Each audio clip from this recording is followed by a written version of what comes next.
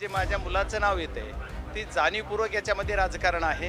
जर ठीक आहे कुटुंबियांचा संशय असेल, कुटुंबियाला वाटतंय तर कुटुंबियाने बिलकुल हे करावं. कुटुंबाच्या बाबतीत मी काही नाही आहे, पण हा जो आमच्या इथं कीड लागलेलं राजकारण करतायत, त्या राजकारणी मंडळी इथून चेतवतायत मुंबईत बसून, आणि चेतवणी दिल्याच्या नंतर थोडंसं वेगळ्या पद्धतीने होत आहे. पण मी याला पोलीस यंत्रणेला मदत करणार.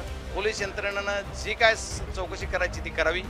महाराष्ट्रातल्या नेते मंडळींनी जे की सत्तेवर आहेत त्यांनी पण त्या पद्धतीने पोलीस यंत्रणा आदेश दिले असतील. मला त्याच्याशी काही बोलायचं नाही, पण पोलीस यंत्रणेला जे सहकार्य लागेल ते सहकार्य करायला मी, माझा मुलगा, माझं कुटुंब, माझे कार्यकर्ते आम्ही सर्वजण तयार आहोत. परंतु तुम्ही ज्या व्यक्ती म्हणला तर चालेल. नेता कोण हो? त्याला नेता म्हणते.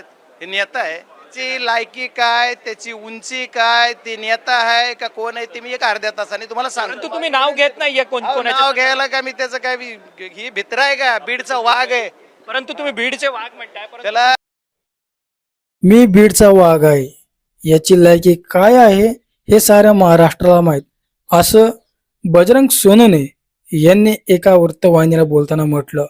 धनंजय मुंडे विरुद्ध बजरंग सोनवणे यांच्यामध्येच वाद लागलाय. आता हा वाद काय थांबायचं नाव घेत नाही. 4 दिवसापूर्वी विलास खुले यांची हत्या झाली आणि या हत्येनंतर थेट धागेदोरे बजरंग सोनवणे यांच्या मुलापर्यंत गेलेत, असं धनंजय मुंडे यांनी सभागृहामध्ये आवाज उठवला. आणि या आवाज उठवल्यानंतर सर्व केज तालुक्यामध्ये ठिणगी भिडली, कारण तिथे एका खासदाराचं पोराचं नाव येत आहे हेच, आणि कुठेतरी पुन्हा जातीवाद उफळून आला आणि तिथे लक्ष्मण हाकेंची एंट्री झाली.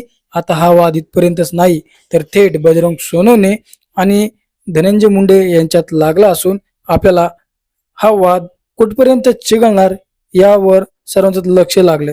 परंतु इथे न्याय हा विलास घुले यांना नक्कीच मिळावा म्हणून हे आंदोलन पुढे चालत आहे. तर इथे मात्र जातीवाद हा पुन्हा उफाळून येतोय काय, आणि या प्रकरणाकडे थेट आता मुख्यमंत्री यांनी लक्ष घातलेलं आहे, जेणेकरून हा वाद होऊ नये आणि हे बीड जिल्ह्यामध्ये संतोष देशमुख यांच्या हत्या प्रकरणासारखं हे प्रकरण पुन्हा चिघळू नये म्हणून हा वाद इथपर्यंतच आवरला पाहिजे. म्हणून आता सरकारने देखील उडी घेतली आहे. परंतु विलास घुले हत्या प्रकरणामध्ये बजरंग सोनवणे यांच्या मुलाचा हात आहे का हे मात्र अजून निश्चित झालेले नाही. त्याचे CDR धनंजय मुंडे यांच्या म्हणण्यानुसार पोलिसांनी देखील तपासले, परंतु बजरंग सोनवणे यांच्या मुलाचं नाव अजून देखील कुठेपर्यंत आलेलं नाही. मग हा जाणून बुजून धनंजय मुंडे यांनी राजकीय हल्ला केल्याचा आरोप काही समाज बांधव सध्या करत आहेत. परंतु बीड जिल्ह्यातला हा जातीवाद कधी थांबणार याकडे सर्वांचं लक्ष लागलेलं आहे. तर मंडळी, तुमची यावरती काय प्रतिक्रिया कमेंट सेक्शन मध्ये नक्की कळवा.